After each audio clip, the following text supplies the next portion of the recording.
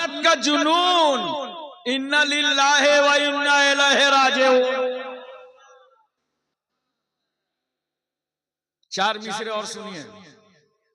फौलाद का दिल, पत्थर का जिगर, सब पारा पारा होता है।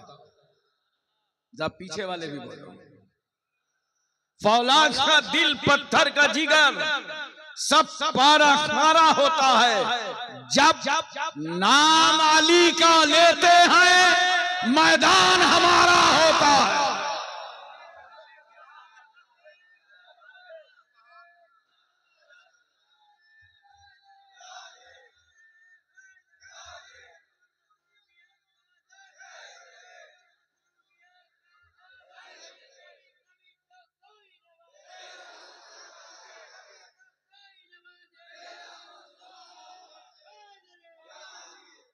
महंगाई का रोना वो रोए जिन्होंने जिताया है। महंगाई का रोना वो रोए, बाजार है जिनकी आंखों में। महंगाई का रोना वो रोए, बाजार है जिनकी आंखों में।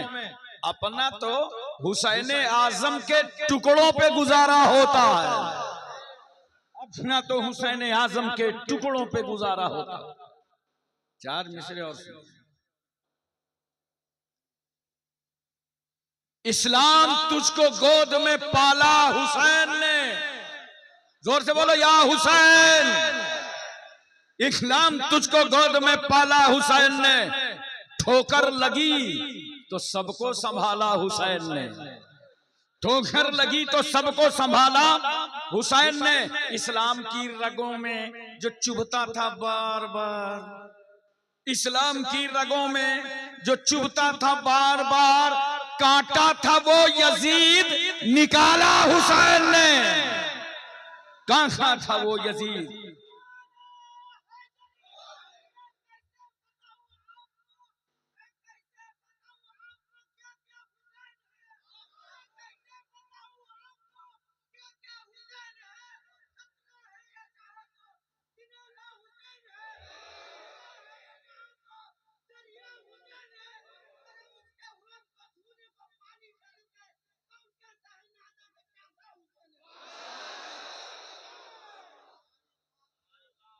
जनवरी में कोई तारीख खाली हो तो मुझे दे देना।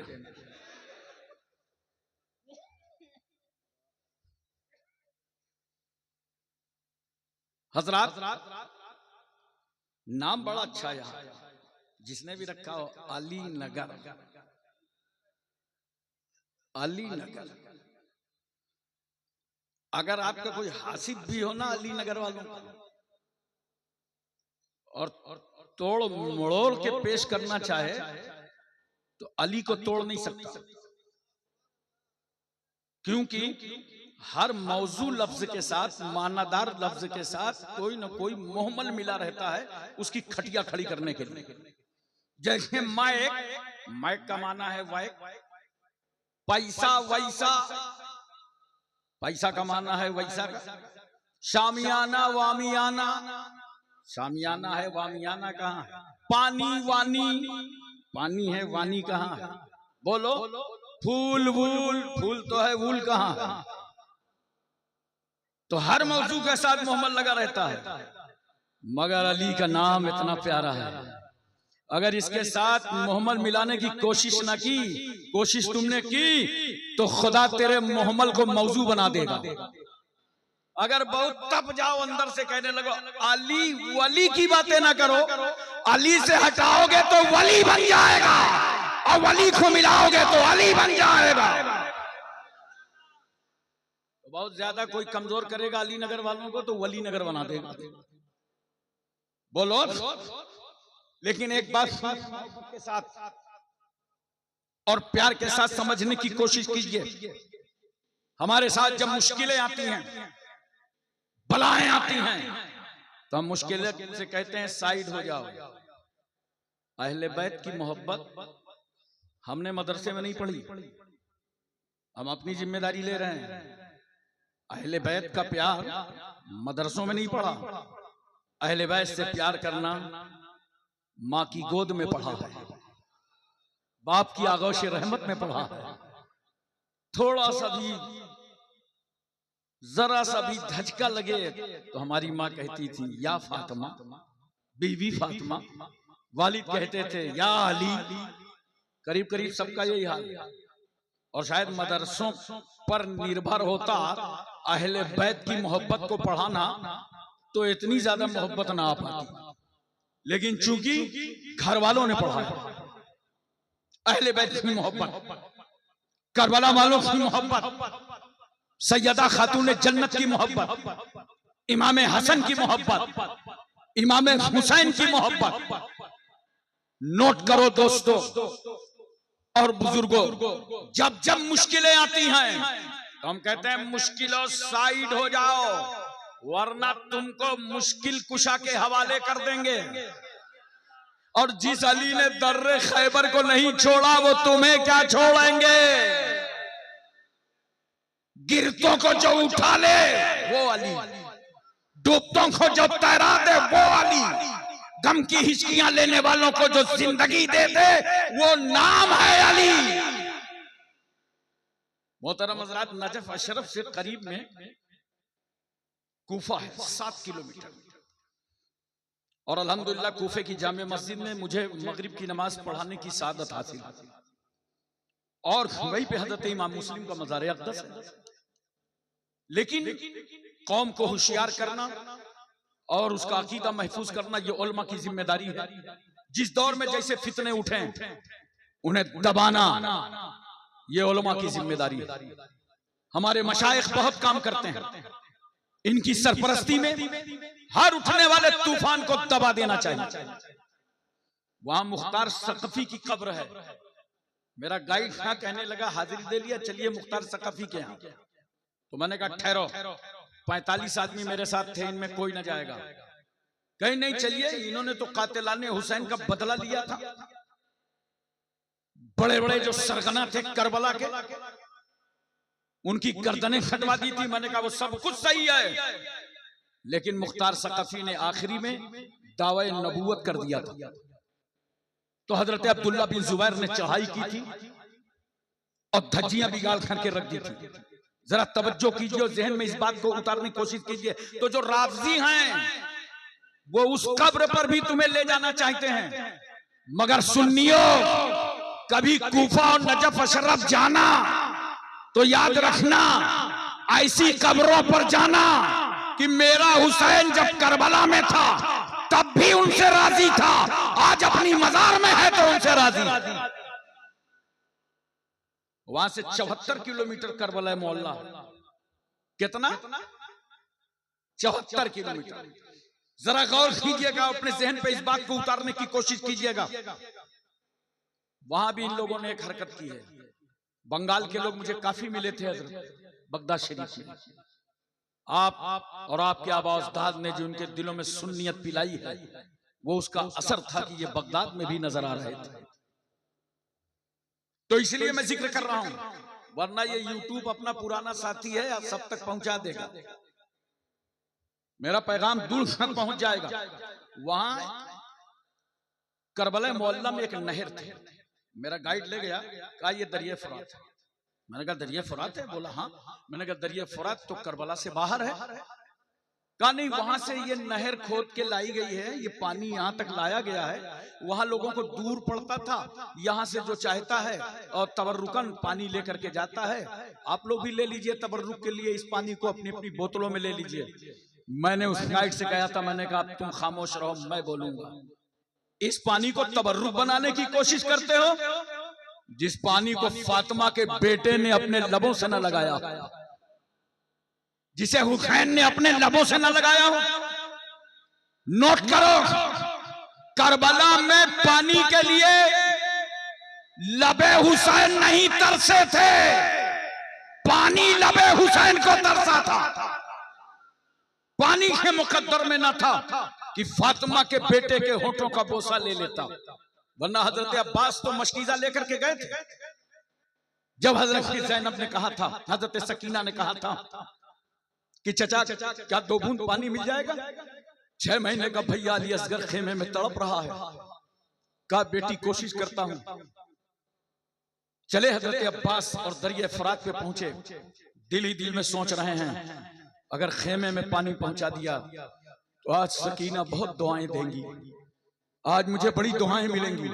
मशकीजा भर लिया, चुल्लू में पानी उठाया, वापस फेंक दिया। उस पानी को अब्बास क्या पिएगा जिसे अली अकबर ने न पिया। लगाम ढीली की ताकि घोड़ा पानी पी ले, घोड़े ने मुंह उठा लिया। जानवर भी अहले बैत के कितने वफादार थे कि मेरे मालिक ने पानी नहीं पिया, मैं भी पानी नहीं पीऊंगा। हजरत अब्बास मशकीजा लेके आए, जालिमों ने हमला कर दिया। मशकीजे में सुराख हुआ, जमीने करबला प्यासी थी, पूरा पानी बह गया। हजरत अब्बास के दोनों बाजू भी कट गए, पानी खेमे तक पहुंच न पाया। इन तमाम अहले बैत ने दरिया फुरात का एक कतरा न पिया। 500 पहरेदार लगे थे।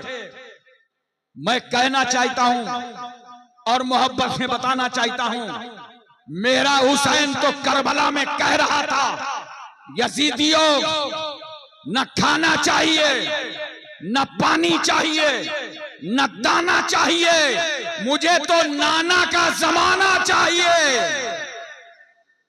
तो जिस पानी को हुसैन ने न पिया हो, ये राबजी नहर बना बना के सुन्नियों को पिलाना चाहते हैं। याद रखिएगा, एक चीज तो देखा आपको हैरत होगी, एक बिल्डिंग थी 4 मंजिला और नीचे दुकान में एक शटर लगा था और उस शटर में एक झूला पड़ा था। मैंने पूछा ये क्या है भाई? कहा ये हजरत अली असगर का झूला है। अब बेचारे जो भोले भाले सुन्नी होते हैं वहां जाके चूम चाट करने लगते हैं, हजरत अली असगर का झूला है, हजरत अली असगर का झूला है। और वो बिल्डिंग जानते हो, मैंने कहा इसका टॉयलेट कहाँ बना है? कहा ऊपर ही बना है। पेशाब लोग कहाँ करते हैं? ऊपर ही करते हैं। और मैंने कहा ये नीचे शटर का ये 9 बजे बंद हो जाता है। मैंने कहा इसका मतलब झूला नहीं है राबजियो, तुम्हारी दुकान है। कभी गुमराह ना होना, इनकी शरीयत अलग है सुन्नियों, हमारी शरीयत अलग है। कभी इनके चक्कर में ना। एक जगह देखा शेर की तस्वीर बनी हुई करबला में, वहां भी जाके लोग चूम रहे हैं। मैंने पूछा भाई ये क्या है? कहा वो रात में ये शेर जो है शोहदा की लाशों पे पहरा दे रहा था।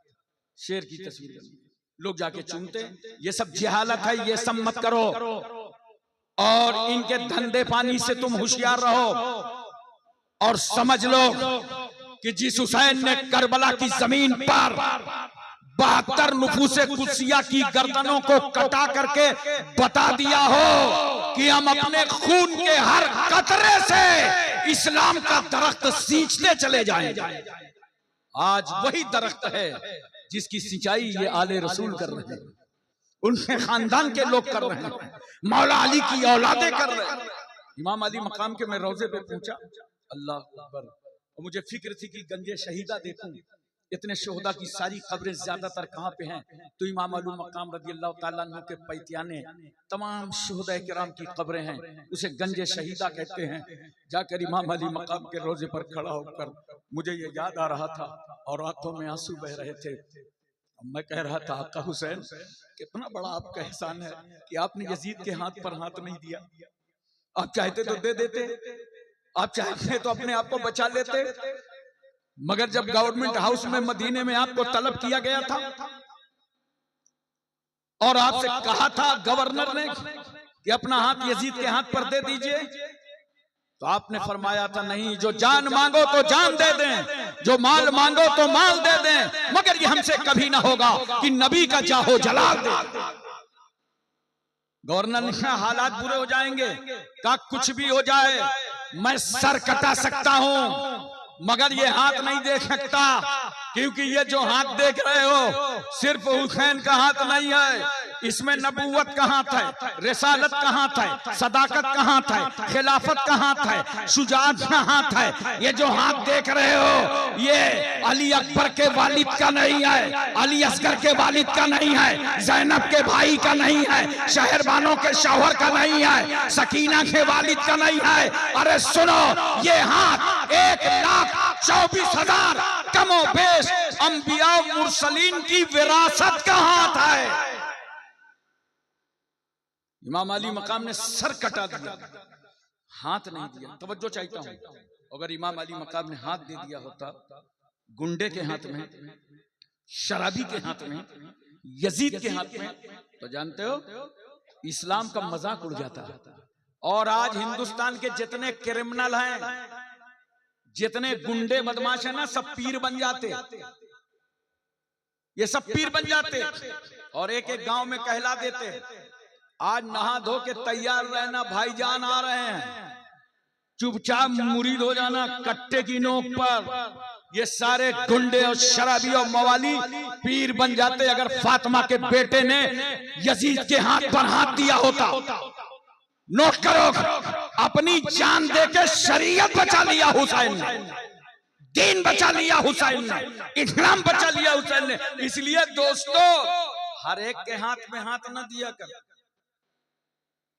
जहां पाओ हाथ दे दो नहीं, जरा देख लिया करो पाकीज़ा हाथ कौन सा है, पवित्र हाथ कौन सा है, मुकद्दस हाथ कौन सा है, अलवी हाथ कौन सा है, हुसैनी हाथ कौन सा है, हसनी हाथ कौन सा है, फातिमी हाथ कौन सा है।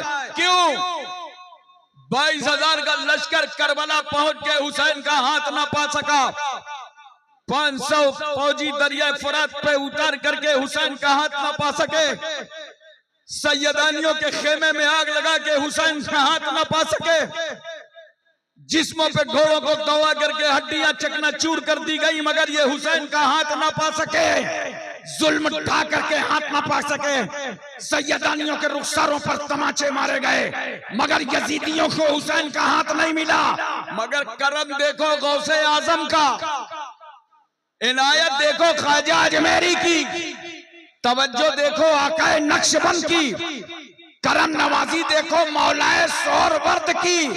अरे कलीमी कॉन्फ्रेंस में आए हो, हुसैन का हाथ यजीदियों को नहीं मिला, हजरत शाह कलीमुल्लाह जहानाबादी के सदके में कलीमियों को मिल गया। सैयद मसरूर मियां के सदके में हुसैन का हाथ तुम्हें मिल गया।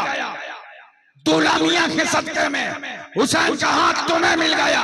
सैयद मसूद मियां के सदके में हुसैन का हाथ तुम्हें मिल गया। और जब ये हाथ मिल गया है तो अब इस हाथ की हिफाजत करना, इससे चोरी न करना, डकैती न करना, इस हाथ के जरिए किसी पे जुल्म न ढाना, इस हाथ के जरिए से तुम अब गलत कलम न चलाना, इस हाथ के जरिए से हलाल कमाना, हलाल रोजी कमाना। इसलिए कि हुसैन के हाथ की निस्बत तुम्हारे हाथों तक पहुंच गई। मोहतरम सामीने किराम, देखो निस्बत कितनी बड़ी चीज है। मैं खिताबत की जौलानियत से नहीं समझा रहा हूं। अल्लाह फरमाता है वत्तखिज़ू मिन मकामे इब्राहीम मुसल्ला, मकामे इब्राहीम को मुसल्ला बनाओ। ये मकामे इब्राहीम है क्या? एक पत्थर है। जोर से बोलो, क्या है? बंगला में पत्थर को क्या कहते हैं? पाथर, पाथर, पाथर। थोड़ा ऊपर नीचे करके कहते वो पत्थर ही है। बोलो, पत्थरों की तकदीर देखना है तो शहर मक्का चलो, वहां एक पत्थर वो है जिसके बारे में मेरे सरकार फरमाते हैं, मैं उस पत्थर को पहचानता हूं जो मेरी पैदाइश से पहले मुझ पर सलाम पढ़ा करता था। अब बताओ सुन्नियों, जब सलाम पढ़ने वाले पत्थर को रसूल पहचानते हैं तो सलाम पढ़ने वाले सुन्नियों को कितना पहचानेंगे? एक पत्थर वो है मक्के में जिसे रसूलुल्लाह ने चूमा है, हजरे अस्वद। हजरे अस्वद को सरकार ने चूमा और मेरे आका सल्लल्लाहु अलैहि वसल्लम ने फातिमा के बेटे हुसैन को भी चूमा। हुसैन को चूमा भी और हुसैन को सूंघा भी। जन्नत का फूल समझा सूंघ लिया, आले बतूल समझा चूम लिया। तो चूमा हुसैन को भी, चूमा हजरे अस्वद को भी। कुछ भाइयों को कंफ्यूजन हो गया, अब वो चूमना को पूजना समझ गए, जबकि दिन भर अपने बच्चों को चूमते हैं। अरे बोलो ना, उसके बाद कहां कहां चूमते हैं बताऊंगा, नहीं समझ जाओ। अबे चूमना अगर पूजना होता तो मेरे रसूल ने पत्थर को चूमा ही ना होता। नबी ने फातिमा के बेटे को भी चूमा, नबी ने हजरे अस्वद को भी चूमा। यहीं से तो हम सुन्नियों को अकीदा मिल गया कि हजरे अस्वद की तरह हजर मिले तो चूम लो और हुसैन की तरह बशर मिले तो चूम लो।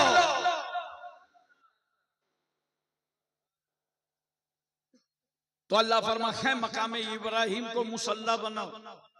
इस पत्थर पर इब्राहिम अलैहिस्सलाम ने खड़े होकर के काबे की तामीर की। जब दीवार ऊंची हुई तो हम जैसे इंडिया में चहली लगा लेते हैं, इब्राहिम अलैहिस्सलाम पत्थर पे खड़े हो गए। मगर खुदा की रहमत मुस्कुरा पड़ी, ए मेरे खलील, अब दीवार ऊंची होगी, पत्थर बदलने की जरूरत ना पड़ेगी। जैसे जैसे दीवार ऊंची हो जाएगी नीचे से पत्थर बढ़ता चला जाएगा। काबा तामीर हो गया।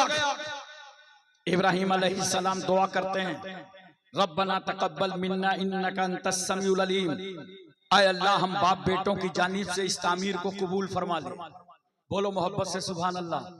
इब्राहिम अलैहिस्सलाम ने इस कौम को नजरिया दिया कि देखो, जब कोई नेक काम किया करो ना, मदरसे बनाओ, मस्जिद बनाओ, खानकाहें बनाओ, तो दिखावा ना किया करो, रियाकारी ना किया करो, बनावट से काम ना लिया करो, बल्कि तन्हाई में जाकर, चंदा दे रहे हो मदरसे को, तन्हाई में जाकर रोना, ऐ अल्लाह दीन पर खर्च करना हमारा काम था और कबूल फरमा लेना तेरा काम था।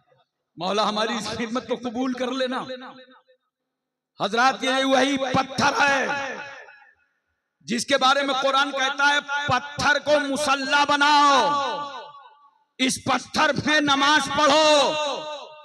हमने कहा मौला, हतीम के होते हुए, मिजाब रहमत की मौजूदगी में, मस्जिद हराम के होते हुए पत्थर के सामने नमाज?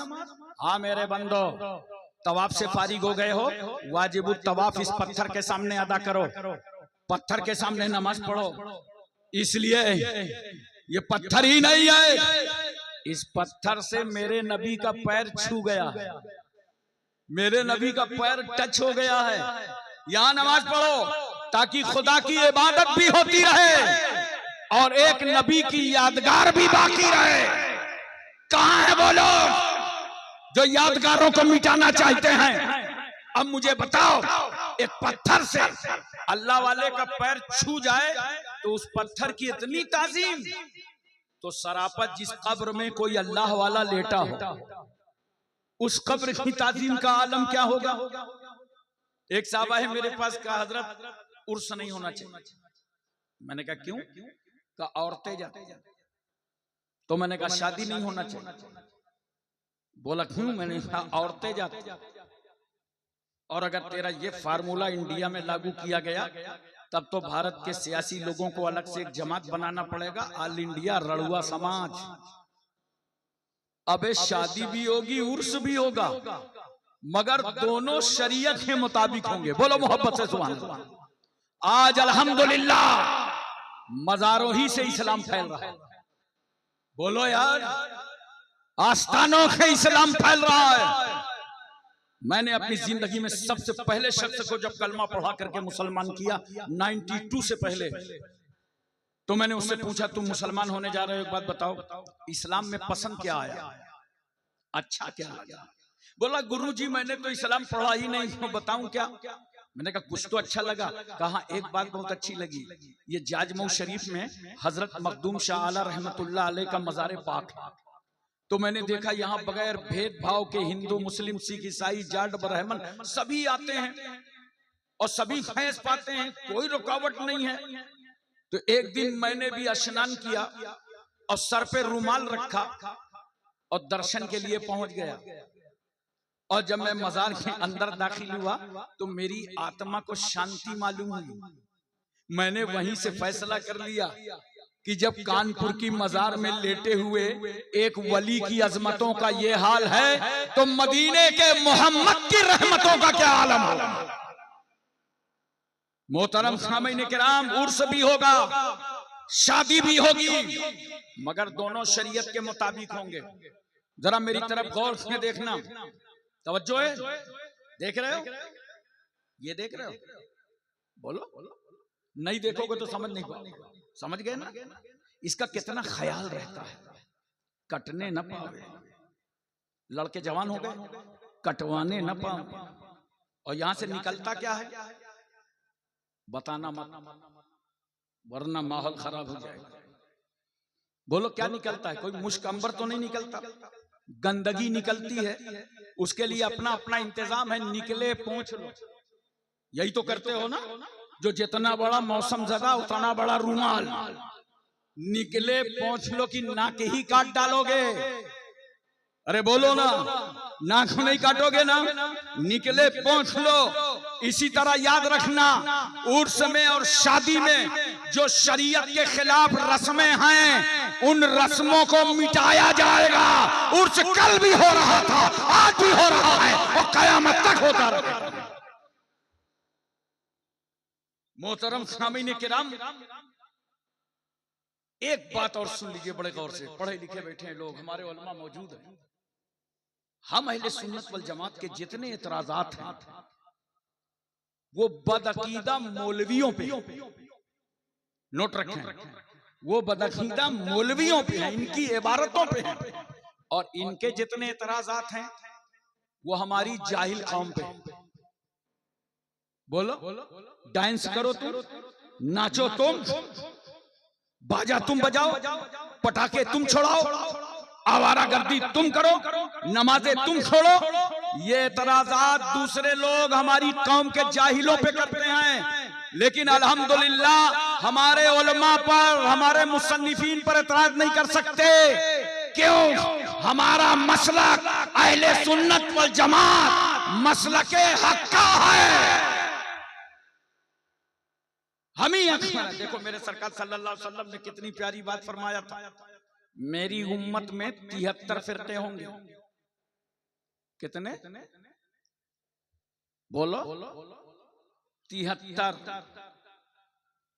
सरकार ने फरमाया 73 फिरकों में उम्मत बढ़ जाएगी। कुल्लुहुम फिन्नार इल्ला वाहिदा, सब जहन्नम में जाएंगे मगर एक, मा अना अलैहि व असहाबी, जिस पर मैं और मेरे सहाबा हैं। प्यार से समझने की कोशिश करो। पैगंबर फरमाते हैं जिस पर मैं और मेरे सहाबा हैं।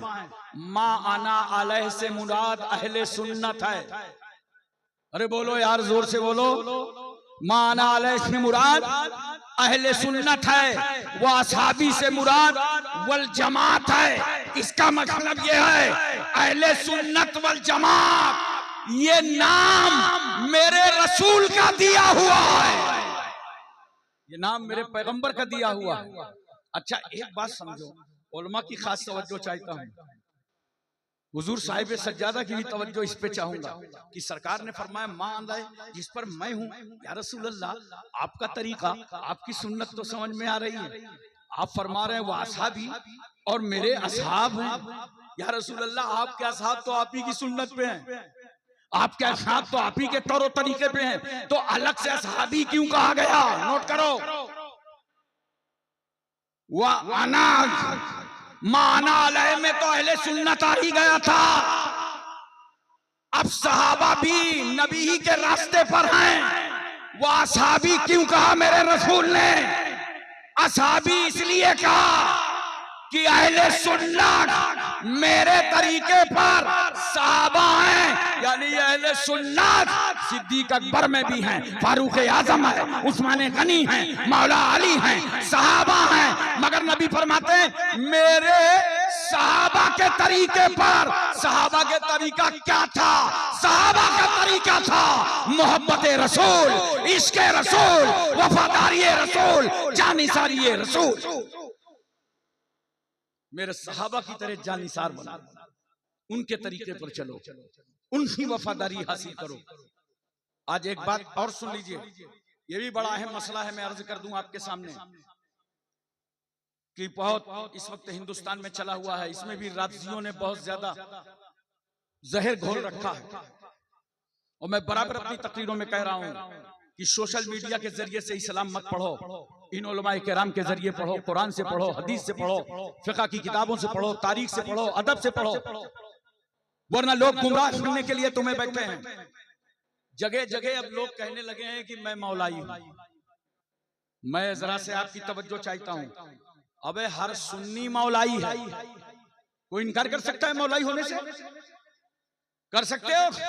मेरे पैगंबर सल्लल्लाहु अलैहि वसल्लम ने फरमाया था ना, मन कुन तो मौला हो फहाजा अलीयुन मौला, जिसका मैं मौला हूं उसके अली मौला है। बोल दो सुभान अल्लाह। जिसका मैं मौला उसके अली मौला, जिसका मैं महबूब उसके अली महबूब। बोलो सुभान अल्लाह। अब मौलाई में या तो या मुतकल्लिम है मेरे मौला, और या तो या निस्बती है मौला वाले। तो चाहे या मुतकल्लिम मानो चाहे या निस्बती मानो, हर सुन्नी मौलाई है, हर सुन्नी मौलाई है। लेकिन इसका मतलब क्या है? मौलाई वही है, सुन्नी वही है जो किसी सहाबी की तौहीन न करे, किसी सहाबी के खिलाफ बकवास न करे। क्योंकि सहाबा की ये जो जमात है, नोट करो, रदी अल्लाह अन्हुम व रदू अन्हु, अल्लाह इनसे राजी है, ये अल्लाह से राजी है। ये सहाबा की जमात, लिहाजा किसी सहाबी की तौहीन मत करना। और अहले बैत से तो मोहब्बत का हुक्म अल्लाह ने दिया। बोलो मोहब्बत से सुभान अल्लाह। देखो सरकार सल्लल्लाहु अलैहि वसल्लम जब हिजरत फरमा करके मक्के शरीफ से मदीना तैयबा तशरीफ ले गए, तो वहां जो अंसार सहाबा थे, उन्होंने देखा कि महाजिर सहाबा आए हैं, इनके पास कोई दुकानदारी नहीं, कोई मशगला नहीं, कोई कारोबार नहीं। तो आपस में कुछ रकमें इकट्ठा की और रकमें इकट्ठा करके सरकार के पास आए। कहा या रसूल अल्लाह, जो आस्ताने पाक के खुद्दाम हैं उनके लिए ये हम नजर लेकर के आए हैं, पैगंबर इसको कबूल फरमा लें। अभी नबी से सहाबा कह रहे थे, इतने में अल्लाह ने फरमाया, जिब्रील सेदरा छोड़ो और जाओ मेरे महबूब से जाकर के कह दो, जाओ मेरे हबीब से जाकर के कह दो, कुल्ला असलुकुम अलैहि अजरन इल्लल मवद्दता फिल कुर्बा। जाओ मेरे महबूब से जाकर के कह दो कि जो लोग नज़र लेकर के आए हैं, इनसे कह दो मैं तबलीग पर, इरशाद पर, वही की तबलीग पर तुमसे किसी चीज का मुतालबा नहीं करता मगर अहले बैत की मोहब्बत का। बोलो मोहब्बत से सुभान अल्लाह। अहले बैत की मोहब्बत का। तो देखा आपने, अहले बैत से मोहब्बत करने का हुक्म अल्लाह ने दिया है। बोलो मोहब्बत से सुभान अल्लाह। ये जो मोहब्बत करते हो अहले बैत से, औलादे रसूल से, ये हुक्म अल्लाह ने दिया है।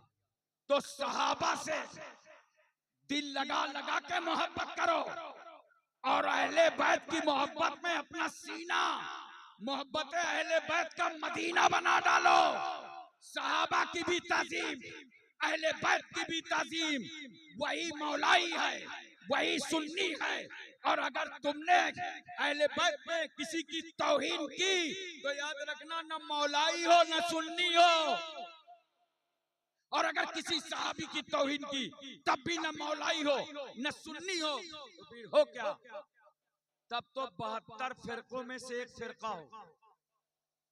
इसलिए दोस्तों और बुजुर्गों, ये महफिलें जो होती हैं इसी बुनियाद पर होती हैं ताकि कोई तुम्हारे ईमान और अकीदे पे हमला न कर पावे। ये करम है साहिब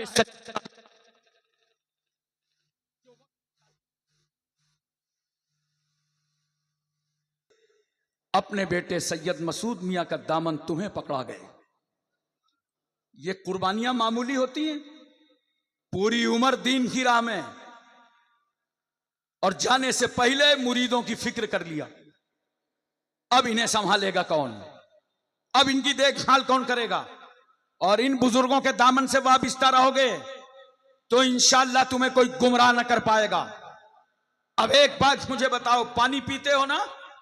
जोर से बोलो। वादी का, नदी का, चश्मे का, इलाके का, कुएं का, हैंडपाइप का, नगरपालिका की टंकी का पीते हो ना? खड़े होके कि बैठ के? अबे जलसे में तो झूठ ना बोलो। चलो खैर, आज से तय कर लो, इंशाल्लाह पानी जब पिएंगे तो बैठ के पिएंगे और 3 सांस में पानी पिएंगे। अब मुझे एक बात बताओ, सारा पानी एक तरफ अगर हाजी साहब आबे जमजम लाके दे दें, बोलो, खड़े हो, सारा पानी बैठ के आबे जमजम खड़े होके। मैंने कहा क्यों? आबे जमजम के लिए क्यों खड़े हुए? तो आप कहेंगे हजरत ये आबे जमजम इस्माइल अलैहिस्सलाम की एड़ी से छू गया है, एक नबी की एड़ी से टच हो गया, इसलिए इसकी ताजीम करते हैं। सुन्नियों, तुम आबे जमजम को खड़े होके पियो तो मुझे कोई हैरत नहीं है, ताज्जुब तो उन लोगों पर है जो नबी के लिए नहीं खड़े होते, पानी के लिए खड़े हो जाते हैं। अच्छा, हाजी साहब आपके महल्ले में हज करके आए, भीड़ लगने लगी। हाजी जी ने कहा बच्चों, हज कमेटी ने 5 लीटर अलाउ किया था, इसमें होगा क्या? तब एक ड्रम लाओ और हैंड पैप का पानी मिला दो, उसी में आबे जमजम डाल दो। 5 लीटर को एक ड्रम बना दिया। अब जो आता जा रहा है वो खड़े होके पीता जा रहा है। मैंने कहा अली नगर वालों, आबे जमजम को खड़े होके पीते तो बात समझ में आती, ये अली नगर वाले के लिए क्यों खड़े हो गए? तो आप कहेंगे हजरत हमारे गांव वाला पानी मक्के वाले पानी से मिल गया है, इसलिए अब उस पानी की भी हम ताजीम कर रहे हैं, उस पानी का हम अदब कर रहे हैं। अच्छा देखो, अब तो चल रहा है, पाइप है, बदन लोटा है, लोटा टोटी ये सब है। लोटा तो बहुत कम मिलता है, पाइप चल रहा है। पहले लोटा बधना इसी में तो वजू करते थे, और जैसे ही पानी बचा क्या करते थे चाचा? बोलो, खड़े होके क्यों खड़े हुए? तो आप कहेंगे हजरत ये जो पानी लोटे में बचा है ना, ये वजू का पानी है, इसलिए हमने खड़े होके पी लिया है। आज मैं आपके अक्ल के दरीचे खोल दूंगा। जिस पानी को आपने खड़े होके पिया है ये वजू का थोड़ी है, ये तो बचा हुआ है।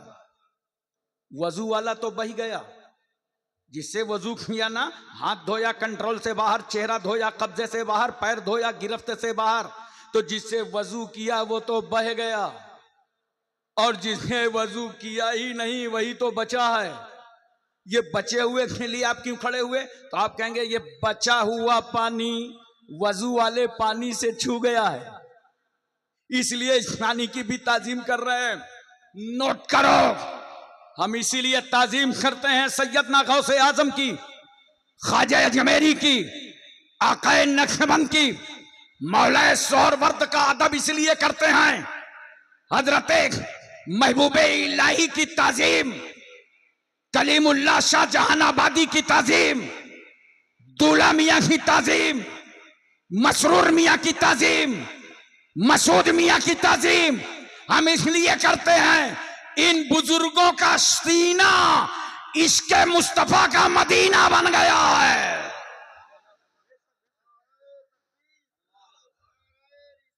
या रसूल अल्लाह जिंदाबाद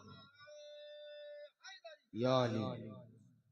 अच्छा एक बात और सुनो, जिस पानी से तुम वजू करते हो ना, फुकाह किराम की इस्तिलाह में जिससे वजू कर लेते हो वो माए मुस्तामल, अब दोबारा इस्तेमाल मत करना, वरना मिर्गी जैसी बीमारी का खतरा है। इसलिए कि जिस पानी से तुमने अपना वजू किया है, आज़ाए वजू को धुला है, 2 गंदगियां इस पानी ने धुल दी है। एक गंदगी तो आज़ाए वजू पे जो जाहिरी गंदगी थी उसकी धुलाई, और दूसरे जो तुमने गुनाहे सगीरा किया था उसकी धुलाई। वाह रे नमाज तेरे तकद्दुस पे लाखों सलाम, अभी एक सजदा नहीं किया, वजू किया है, गुनाहे सगीरा धुलने लगे। अच्छा बताओ, वजू में कितने फर्ज हैं? माशाअल्लाह याद हैं, लेकिन याद रखना सबको याद नहीं होंगे। सुन लो गौर से, ताकि फिर मैं वही कहूंगा कि होटलों पे कल जाके बताना कि दीन सीख के आए हैं। कितने फर्ज हैं वजू में? 4। कितने? देखो, पूरे चेहरे का धोना, ये सर के बाल की जड़ से लेके दाढ़ी की ठुड्डी और कान के दोनों लौ, इतना हिस्सा चेहरा कहलाता है। दोनों हाथ कोहनियों समेत धोना, और चौथाई सर का मसा करना, पैर टखने तक धोना। ये 4 फर्ज हैं। अब याद रखोगे ना कि अली नगर के जलसे में हम सीख के आए थे कि वजू में कितने फर्ज हैं? जोर से बोलो, कितने फर्ज हैं? 4। अब गुस्ल में कितने हैं? 3 है। माशाअल्लाह, हजरत के मुरीदीन पढ़े लिखे हैं भाई। मैं अक्सर जलसों में पूछता हूं, कोई नहीं बता पाता, और मुझे बड़ी खुशी हो रही है कि खानकाह की तरफ से जो इनको तालीम दी जा रही है, अल्हम्दुलिल्लाह बड़ी अच्छी तालीम है। बहरहाल जिनको नहीं मालूम उनकी मालूमात के लिए नजर कर दूं, गुस्ल में कितने फर्ज हैं? 3। पूरे जिस्म पे पानी बहाना, बाल बराबर भी कहीं ना रह जाए, निजासत हकीकिया को धुलने के बाद पूरे जिस्म पानी बहाना, और नाक के नथने तक पानी चढ़ाना नाक में, और ये हलक तक गरगरा करना। ये 3 फर्ज हैं। जब ये तीनों फर्ज अदा करोगे, 4 वजू के फर्ज अदा करोगे, फिर नमाज पढ़ोगे तो अल्लाह तुम्हारी नमाज कबूल फरमाएगा। और अगर लपेटा लपेटी करोगे, सर्दी में देखो ये वजू कैसे करते हैं, हाफ वजू करते हैं, इतना सूखा रहता है यहाँ, भागे वजू कर लिए। जुमा एक मस्जिद में खड़ा हो गया, 2 लोग आए और आकर के जुमा की नमाज में दौड़ने लगे, तो एक रुक गया, वजू करने लगा, दूसरा जाके जुमा में शरीक हो गया, और बेचारा वजू करके आया तो उसकी नमाज छूट गई। तो उसने कहा क्या हुआ, तुमको नमाज मिल गई? कहा हमने तुमसे पहले कहा था कि अगर वजू के चक्कर में पड़ोगे तो जुमा चला जाएगा, देखो हमने वजू नहीं किया तो हमें मिल गया है, अबे तेरी नमाज ही नहीं हुई है।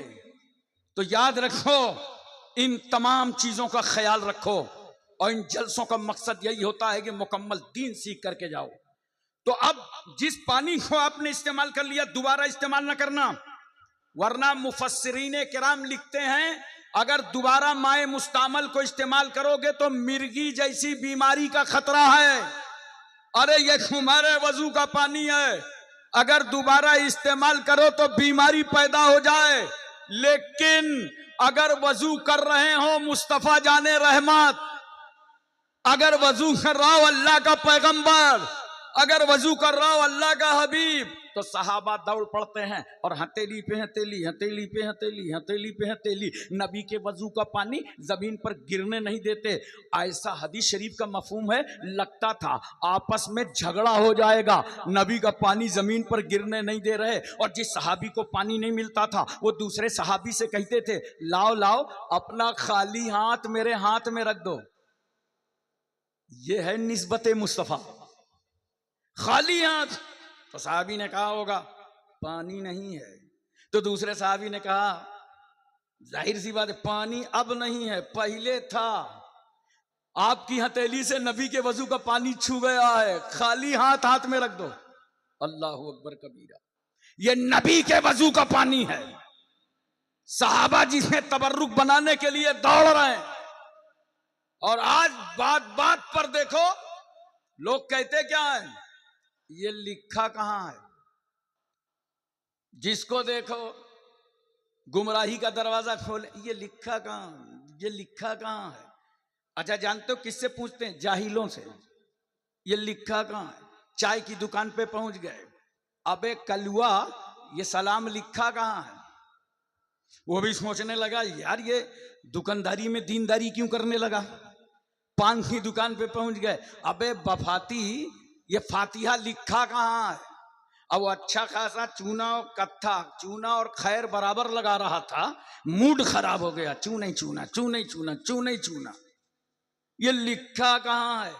बात बात में पूछते हैं ये लिखा कहां? अच्छा देखो अल्लाह ने फरमाया है फसलू अहल जिक्र इन कुंतुम ला तालमून, जिन बातों का तुमको इल्म ना हो वो उलमा से पूछ लिया करो, पढ़े लिखे लोगों से पूछा करो जिनका इल्म ना हो। इन लोगों ने पलटी मार दी, कहा अल्लाह तूने कहा था आलिम से पूछो, हम जाहिल से पूछेंगे, जाहिलों से पूछ रहे ये लिखा कहां, ये लिखा कहां, ये लिखा कहां है?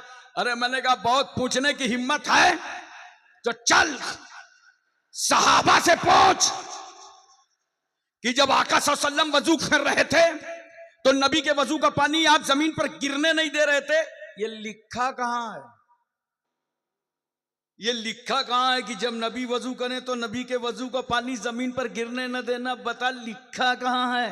हाय हिम्मत साहबा से पूछने की, तुम्हारी हिम्मत नहीं है, मगर हम अहले मोहब्बत हैं, हम अहले निस्बत हैं, हम अहले सुन्नत हैं। हमने बड़े अदब एहतराम से कहा ऐ इज्जत माफ सहाबा, रिफत माफ सहाबा, तकद्दुस माफ सहाबा, इस्मत माफ सहाबा, आपके कदमों पर हमारे माँ बाप कुर्बान। ये तो बताइए जब सरकार सल्लल्लाहु अलैहि वसल्लम वजू फरमा रहे थे तो आप नबी के वजू का पानी जमीन पर गिरने नहीं दे रहे थे, लिखा कहां है? सहाबा का इश्क बोलेगा, अरे नादान, ये हमारे इश्क की किताब में लिखा है, इश्क की किताब में लिखा है कि नबी वजू फरमाए तो हम नबी के वजू का पानी जमीन पर गिरने न दें, अपनी अदाए आशिकाना दिखाते जाएं और मुस्तफा खामोश होकर उसे साबित फरमाते चले जाएं। देखो, एक है मोहब्बत और एक है इश्क, दोनों अलग अलग चीजें हैं, समझ रहे हो? मोहब्बत में दोनों साइड का ख्याल होता है।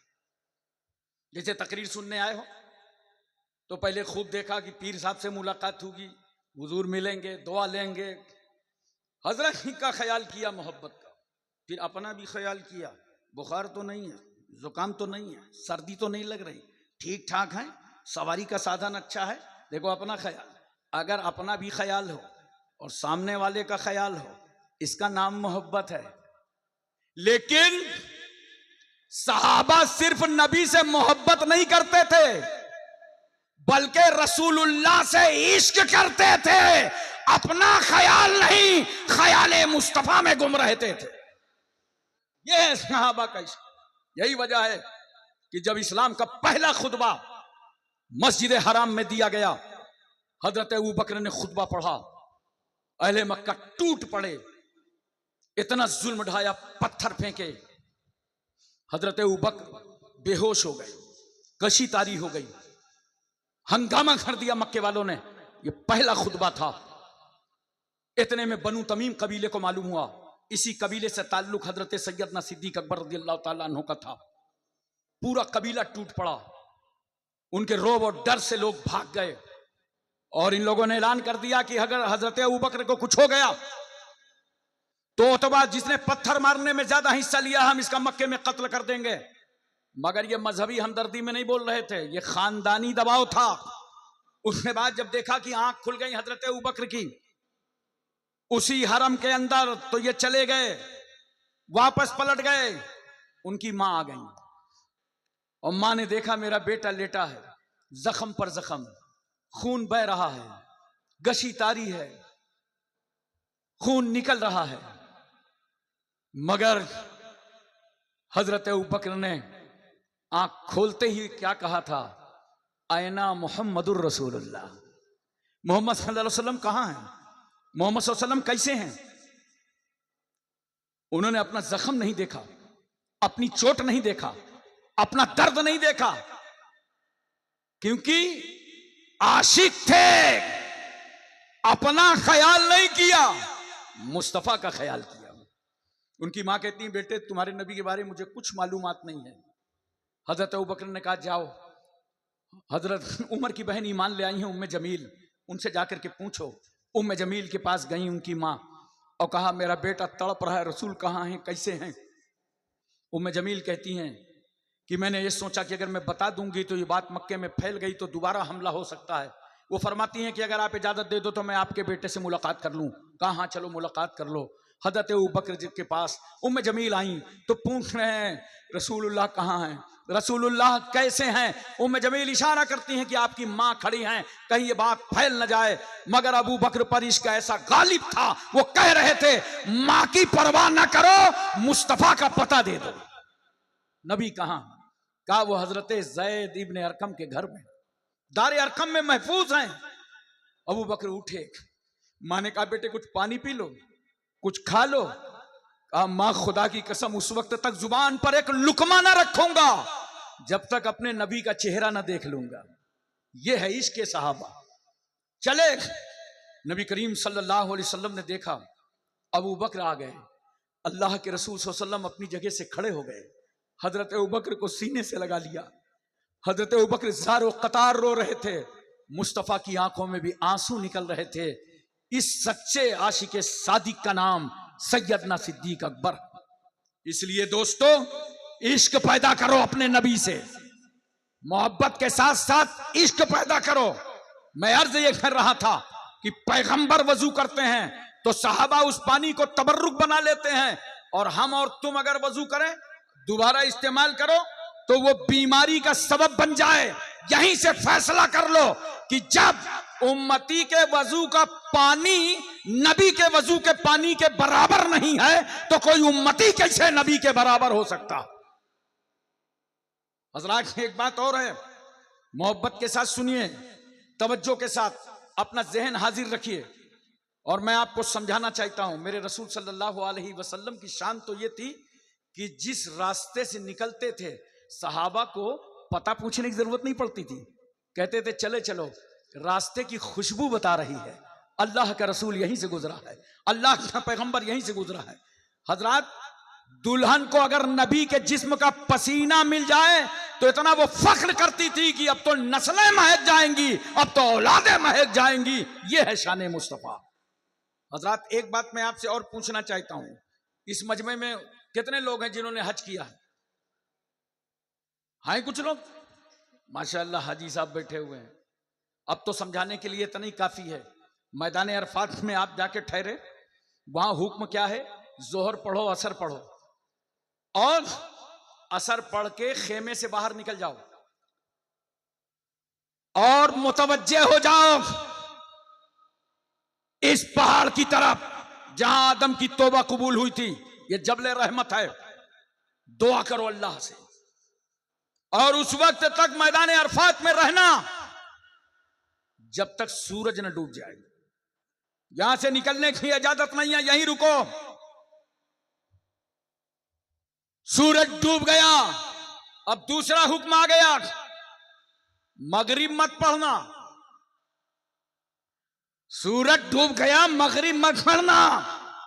हमने कहा अल्लाह, जहां जहां सूरज डूब गया वहां वहां मगरिब की नमाज हो रही है। मस्जिद कुबा में, मस्जिद जुमा में, मस्जिद किबलतैन में, मस्जिद अबू बकर में, मस्जिद उस्मान में, मस्जिद अली में, मस्जिद उमर में, मस्जिद अबू जर गिफारी में, मस्जिद बिलाल में, मस्जिद नबवी में, दुनिया के जिस जिस कोने में सूरज डूब गया वहां मगरिब की नमाज हो रही है। हम तो तेरी इबादत के लिए आए थे, हमें सूरज डूबने से पहले निकलने की इजाजत नहीं दी गई, और जब सूरज डूब गया तो हमें मगरिब पढ़ने की इजाजत नहीं है। खुदा की रहमत मुस्कुरा पड़ी, मेरे बंदो, मैदान अरफात में तुम कैसे मगरिब पढ़ोगे जब मेरे महबूब ने नहीं पढ़ा?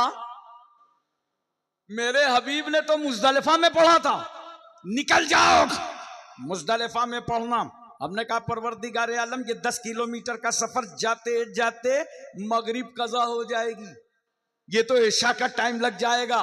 मगर अल्लाह की रहमत मुस्कुरा रही है, मेरे बंदो जाओ मुजदलिफा में पढ़ना, वहीं पढ़ना जहां हबीब ने पढ़ा था, वहीं पढ़ना जहां मुस्तफा ने पढ़ा था। हम तुम्हारी मगरिब कज़ा नहीं होने देंगे। अगर तुम मगरिब की नमाज इशा के वक्त पढ़ोगे तब भी तुम्हारा खुदा तुम्हारी नमाज को कज़ा नहीं होने देगा, अदा कबूल करेगा। क्यों? तुम मेरे महबूब की अदा अदा कर रहे हो, इसलिए कज़ा नहीं होगी। यह है निस्बत मुस्तफा, यह है ताल्लुक मुस्तफा। मुस्तफा से ताल्लुक बनाओ, रसूलुल्लाह से मोहब्बतें मजबूत करो।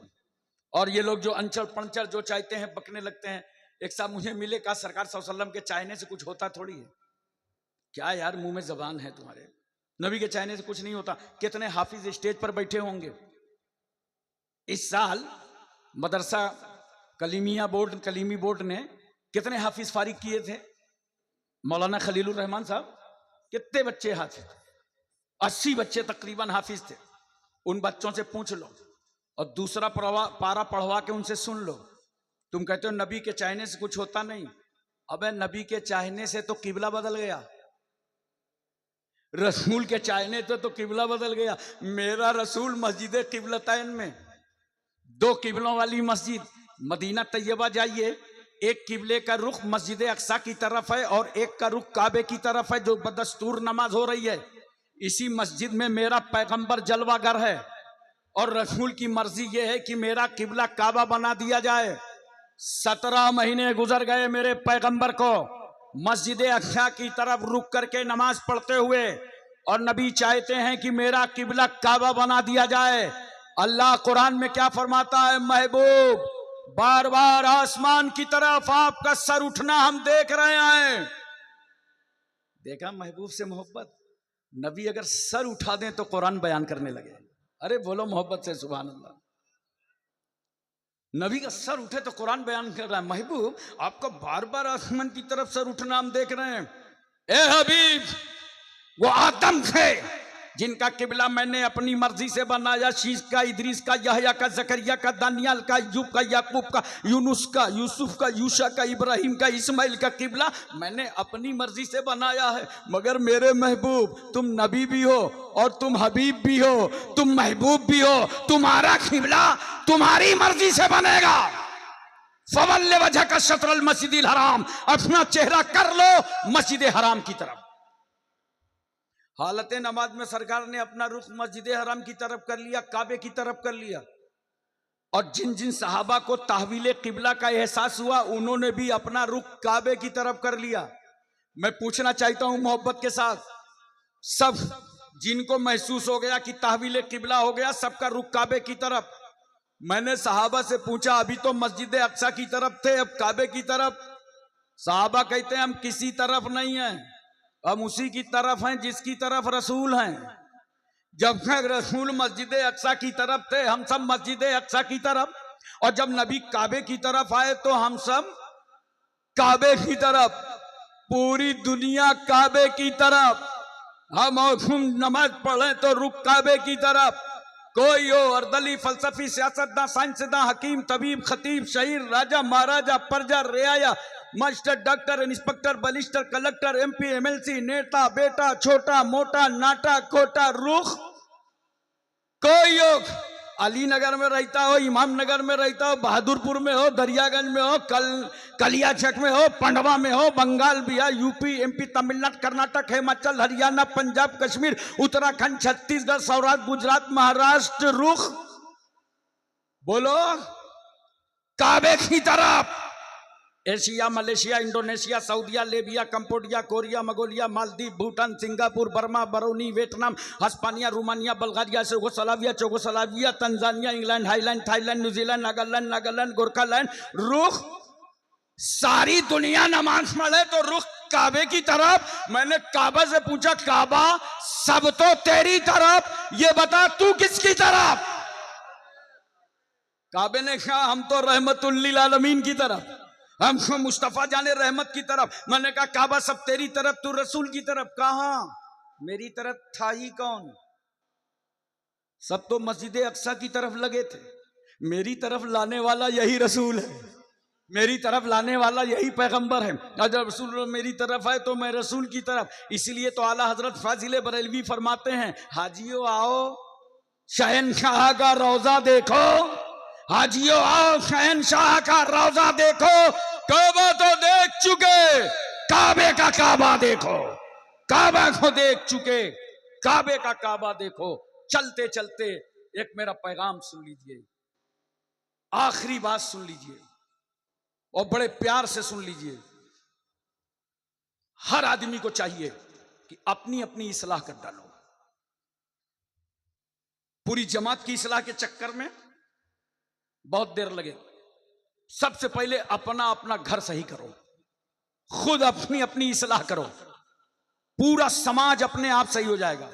हर एक के लिए नेक बन जाओ, हर एक के लिए नेक बन जाओ। जैसे देखो एक नौजवान बेटे को कितना झेलना पड़ता है, जब तक शादी नहीं होती माँ बाप कितना खुश रहते हैं, बढ़िया आमदनी लाके देता है, माँ भी खुश रहती है, बाप भी खुश रहता है। और जैसे ही शादी हुई उस नौजवान को कितना झेलना पड़ता है मालूम है? अगर बगैर माँ बाप की मर्जी के एक जोड़ा कपड़ा बीवी को ले आया तो माँ क्या कहती? पक्का गुलाम है। और कहीं बगैर माँ बाप के बीवी को कुछ नहीं देता, वाया माँ बाप, वाया माँ बाप, तो बीवी क्या कहती है? इनकी तो अभी आंखें नहीं खुली, निकाह हो गया है, आंख नहीं खुली है। अब दोनों भागने लगे। वो इंतजार कर रही है, मैके जाऊंगी ना तो बढ़िया सा काम 2 तावीज का करा के लाऊंगी। सास ढूंढ रही है कोई अच्छा करने वाला हो तो बताओ। अब इनको मिल भी जाते हैं बड़े मक्कार लोग। कहां है बाबा? कहा वो रेलवे लाइन के उस तरफ बैठे।